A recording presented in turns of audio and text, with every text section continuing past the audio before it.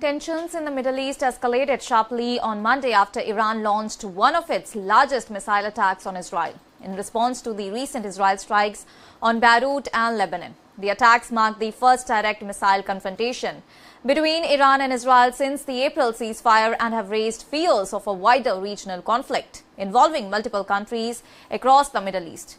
And according to the Israel military officials, Iran fired several ballistic missiles in at least 3 separate barrages targeting northern Israel. Air raid sirens sounded across multiple Israel cities as residents rushed to the shelters and bunkers. The Israel Defense Forces claimed that most of the missiles were intercepted by its air defense systems, although explosions were reported in several areas. Iran said that the missile strikes were retaliation for Israel's attacks on Beirut's southern suburbs, which reportedly killed 2 people and injured around 20 others. Tehran has repeatedly stated that continued Israel military operations in Lebanon would have consequences and warned that Lebanon remains central to any ceasefire agreement in the region. Following the Iranian missile attacks, Israel ensured a strong and decisive response. An Israel military spokesperson, Brigadier General Efi Defrin, stated that Iran had committed a grave mistake and warned that Israel would strike back with determination. Hours later, the Israeli Air Force confirmed that it had launched retaliatory strikes against military targets in western and central Iran.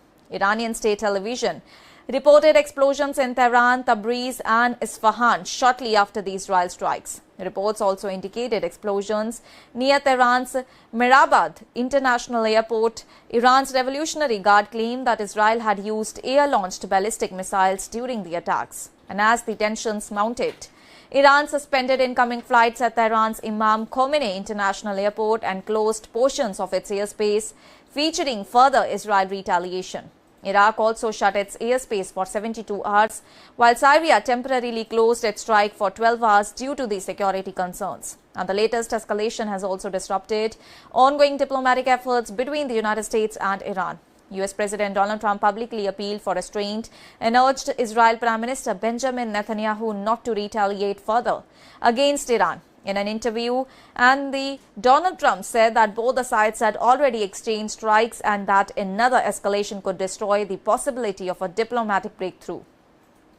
Donald Trump stated that negotiations between Washington and Tehran were very close to producing an agreement and insisted that Iran's latest attack should not derail the talks. He said a deal could potentially be finalized within days and urged Tehran to return to the negotiating table. Donald Trump also claimed that Netanyahu would ultimately have no choice but to accept any agreement reached between the United States and Iran. And despite his calls for restraint, Donald Trump simultaneously issued strong warnings against Tehran during an appearance on the international news channel, that is NBC's Meet the Press. He described Iran as dangerous if it obtained nuclear weapons and warned that the United States would not hesitate to take severe military action if negotiations failed. Meanwhile, Iran accused the United States of constantly changing its negotiating position, which Tehran says has stalled progress in the talks. Iran continues to demand recognition of its right to enrich uranium and the release of billions of dollars in frozen Iranian assets held abroad. The conflict has also affected global markets. Oil prices surged more than 3% following the attacks, with Brent crude rising to over $96 per barrel and West Texas Intermediate climbing above $93 per barrel amid fears of broader instability in the oil-rich region and potential disruptions in the Strait of Hormuz. In another development, Iran's Revolutionary Guard announced strikes against what it called terrorist headquarters in Iraqi Kurdistan, specifically targeting areas. Iran has accused Kurdish groups in Iraq of cooperating with Western and Israeli intelligence agencies. And the regional crisis has even impacted international sports.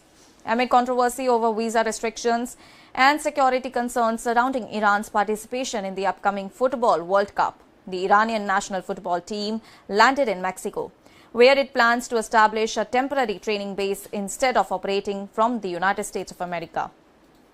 The latest military exchanges between Iran and Israel have significantly increased fears of a wider regional war. And with missile attacks, retaliatory airstrikes, rising oil prices, suspended flights and fragile diplomatic talks hanging in the balance, the situation remains highly volatile as world leaders continue urging restraint from both the sides. That's all for now. Stay tuned to the Savera for more updates. Do like, comment and subscribe to the channel.